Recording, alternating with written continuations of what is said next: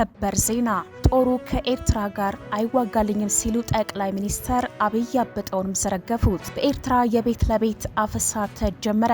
አብይ የፈሩት አመጽ በመላው ኢትዮጵያ ተቀጣጠለ። ነገሮችም ከቁጥጥር ውጪ ሆኑ። ብርሃኑ ነጋ ከስልጣን ሊነሱ ነው። ይህ ኢትዮ ፖስት ነው። ፋኖን ሳናጠፋ ከኤርትራ ጋር መዋጋት አንችልም ሲሉ አብይ ሀቁንም አፍርጠውታል። ጦሩ ከፋኖ ጋር እያደረገ ባለው ትንቅንቅ ክፉኛ ተጎድቶብኛል፣ ስለዚህ ከኤርትራ ጋር አይዋጋልኝም በማለት መናገራቸውን አንድ ዓለም አቀፍ መጽሔት ሰበር ዜና ሰምተዋል። ከዚህ በተጨማሪ በኤርትራ ከተማ ፋኖን ሳናጠፋ ከኤርትራ ጋር መዋጋት አንችልም ሲሉ አብይም ሀቁን አፍርጠውታል። ጦሩ ከፋኖ ጋር እያደረገ ባለው ትንቅንቅ ክፉኛ ተጎድቶብኛል፣ ስለዚህ ከኤርትራ ጋር አይዋጋልኝም በማለት መናገራቸውን አንድ ዓለም አቀፍ መጽሔት ሰበር ዜና ሰምተዋል።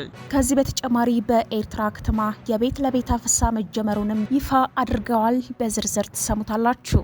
አብይ እንደፈሩትም ሆኗል። በተለያዩ ከተሞች ህዝባዊ አመጽም ተነሳ።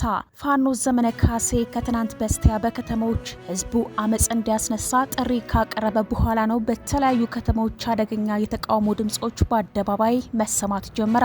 አብይ የፈሩት የከተሞች ህዝባዊ አመጽ አሳቻ ሰዓት ጠብቆ ገንፍለዋል። ይህን ተከትለው ድንጋጤ ውስጥ የገቡት የ4 ኪሎ ሹማምንቶች አመጹን ለመቆጣጠር ልዩ የኮማንድ ኃይል ማሰማራታቸው ታውቋል። አቶ ሽመልስ አብዲሳም አመጹ አድማሱን እንዳሰፋና ከቁጥጥር እንዳይወጣ ከደህንነቶቻቸው ጋር ስብሰባ መቀመጣቸው ተዘግቧል።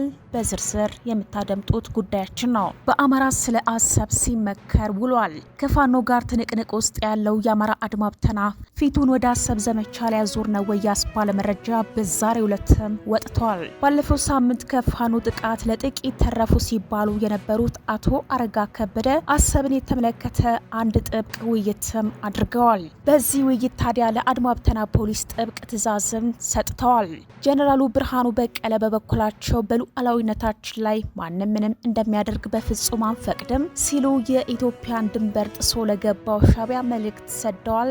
ትሰሙታላችሁ። ፕሬዝዳንት ኢሳያስን የሚጠብቅ አዲስ ኃይልም ተሰማራ። ይህ ኃይል በትናንትናው ዕለትም በአስመራ ቤተ መንግስትም ተመርቋል። ኢሳያስ ይፋ ያደረጉት ይህ ኃይል በቁጥር ጥቂት መሆኑን ተከትሎ በኤርትራውያን ዘንድ መሳለቂያ ሆኗል ሲል ቢቢሲ በፊት ገጹ አስነብቧል። ትሰሙታላችሁ። የተወደዳችሁ የቻናላችን ቤተሰቦች እነዚህንና ሌሎች መረጃዎችን አሰናድተናል። እንደተለመደው ቪዲዮ ላይክ እና ሼር በማድረግ አብራችሁን እንድትቆዩ በአክብሮት እየጠየቅን በቀጥታ ወደ መረጃዎቹ እናልፋለን። ፕሬዝዳንት ኢሳያስን የሚጠብቅ አዲስ ኃይልም ተሰማራ። ይህ ኃይል በትላንትናው ዕለትም በአስመራ ቤተ መንግስትም ተመርቋል። ኢሳያስ ይፋ ያደረጉት ይህ ኃይል በቁጥር ጥቂት መሆኑን ተከትሎ በኤርትራውያን ዘንድ መሳለቂያ ሆኗል ሲል ቢቢሲ በፊት ገጹ አስነብቧል። የቀውሶቹ ሁሉ አባት የትርምሶች ጌታ የሆኑት የሻዕቢያው አለቃ ፕሬዝዳንት ኢሳያስ አፈወርቅም 800 የሚሆኑ አዲስ የፖሊስ ወታደሮችን አስመርቂያለሁ ማለቱ ግርምትም ስላቅም የፈጠረ ሆኗል። ቢቢሲ ትግርኛ በዛሬው ዕለትም በፊት ገጹ ባስነበበው ዘገባው ኢሳያስ አፈወርቅ በቤተ መንግስታቸው አዲስ የፖሊስ ኃይል ማስመረቃቸውን ዘግቧል። ዜጋቸውን በግዳጅ ብሔራዊ አገልግሎት ወታደር የሚያደርጉት የሻዕቢያው አለቃ ያስመረቃቸው ወታደሮች ቁጥር ከ800 ያነሰ ነው። ኢሳያስ አፈወርቅ በተገኙበት አዲ ሃሎ በተባለው ቤተ መንግስታቸው የተመረቀው ፖሊስ ብዛት 761 ነው ተብሏል። ተመረቁ የተባሉት ብሔራዊ ፖሊስ አገልግሎት አባላት ቃል ስልጠና ወስደው መሆኑን የቢቢሲ ዘገባ ያመለክታል። የቃል ስልጠና የወሰዱት 1000 የማይሞሉ የፖሊስ ምልምል ሰልጣኞች ፕሬዝዳንት ደረጃ በቤተ መንግስት ተመረቁ መባሉ በራሳቸው በኤርትራውያን ዘንድ ጭምር መሳለቂያ ሆኗል። በቃል ስልጠና መሰረታዊ የፖሊስ ስልጠና ወስደዋል የተባሉ 700 የፖሊስ አባላት ከተመረቁ በኋላ ወደ ተግባር ስልጠና ይገባሉ ተብሏል። በአዲ ሃሎ የኢሳያስ መኖሪያ ቤተ መንግስት የተመረቁት የቃል ስልጠና ያጠናቀቁ የፖሊስ አባላት ወደ ተግባራዊ ስልጠና እንደሚሸጋገሩ የኤርትራ ፖሊስ አዛዥ ኮሎኔል መሐሪ ጸጋይ ተናግረዋል።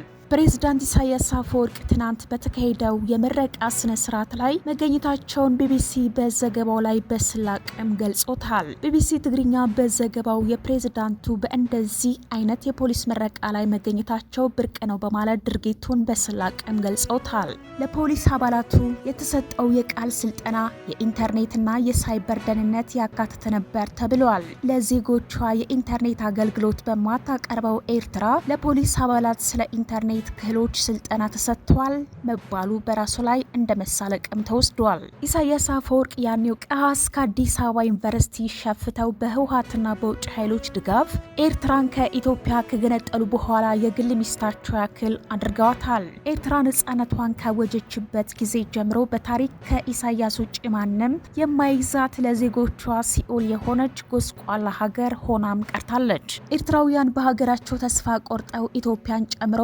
ሚሊዮኖች በመላው ዓለምም ተሰደዋል። በኢትዮጵያ ብቻ እስከ ግማሽ ሚሊዮን የሚገመቱ ኤርትራውያን በመጠለያ ካምፕና ከማህበረሰቡ ጋር ተዋህደው እንደሚኖሩ መረጃዎችም ያመላክታል።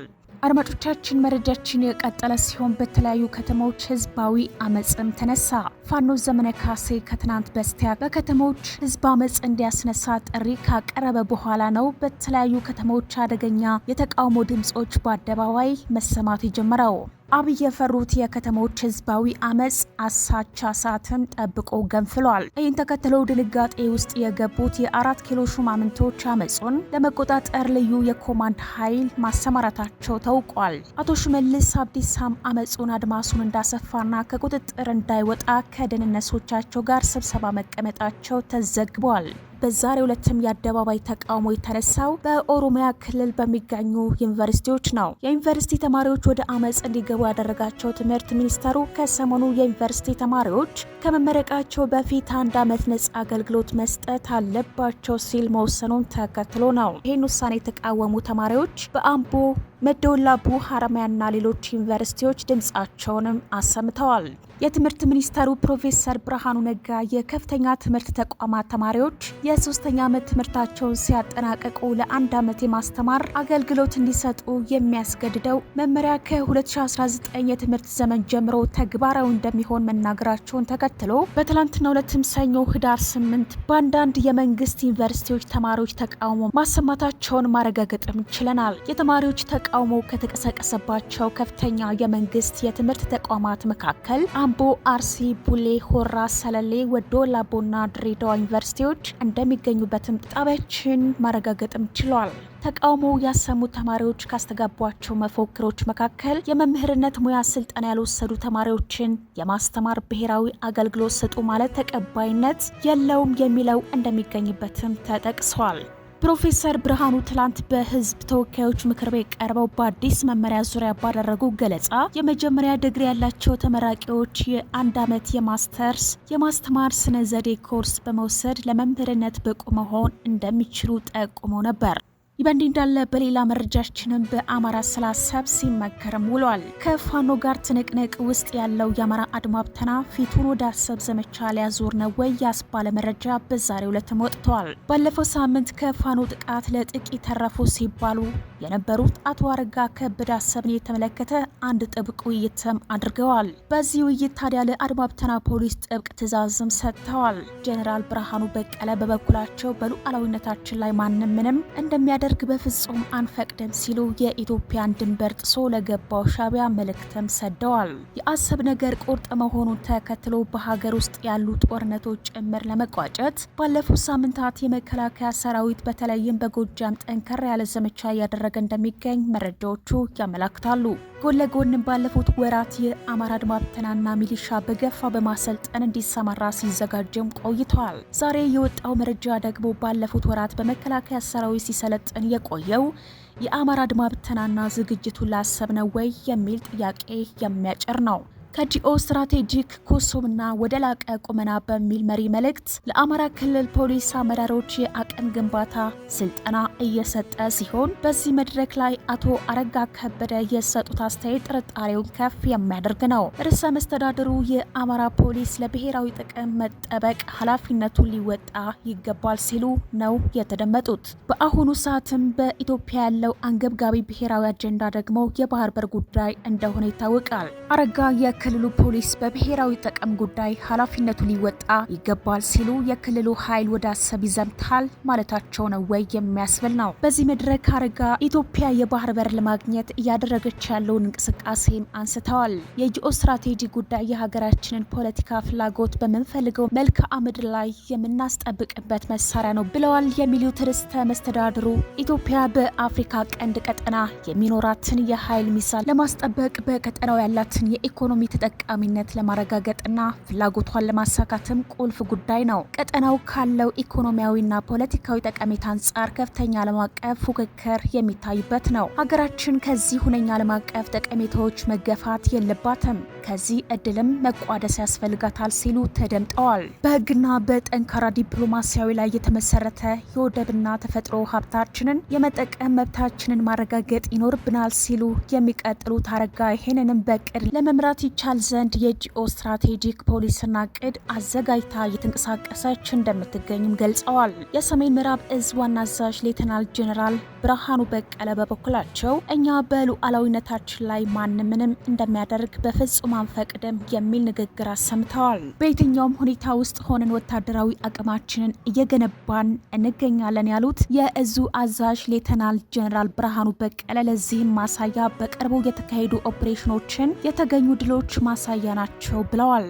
አድማጮቻችን መረጃችን አሁንም የቀጠለ ሲሆን ፋኖን ሳናጠፋ ከኤርትራው ጋር መዋጋት አንችልም ሲሉ አብይ ሀቁንም አፍርጠውታል። ጦሩ ከፋኖ ጋር እያደረገ ባለው ትንቅንቅ ክፉኛ ተጎድተናል፣ ስለዚህም ከኤርትራ ጋር አይዋጋልኝም በማለትም መናገራቸውን አንድ ዓለም አቀፍ መጽሔት ሰበር ዜና አሰምቷል። ከዚህ በተጨማሪ በኤርትራ ከተማ የቤት ለቤት አፈሳ መጀመሩንም ይፋ አድርገዋል። ኒውስ ላይን የተሰኘው መጽሔት ከሰሞኑ ኢትዮ ኤርትራን የተመለከተ ሰፊ ትንታኔ ይዞ ወጥቷል። በትንታኔው ሁለት ሀገራት ጦርነቱን ለመጀመር አሳቻ አጋጣሚ እየጠበቁ ነው ያለ ሲሆን ኢሳያስ አፈወርቅም የኢትዮጵያን የውስጥ ትኩሳት በማቀጣጠል ተደምጠዋል ሲሉ ከሰዋል። ዘገባው ኤርትራ በወጣት የሰራዊት እጥረት ተመታለች ያለ ሲሆን ባለፉት ሳምንታትም በኤርትራ ከተሞች የቤት ለቤት አፈሳ እየተደረገ መሆኑን ጠቅሰዋል። ጦርነቱ የሚጀመር ከሆነና ተጀምሮም የሚራዘም ከሆነ ኤርትራ ክፉኛ እንደምትጎዳ የጠቀሰው ዘገባው የኤርትራ ሰራዊት በአዛውንቶች የተሞላ ነው፣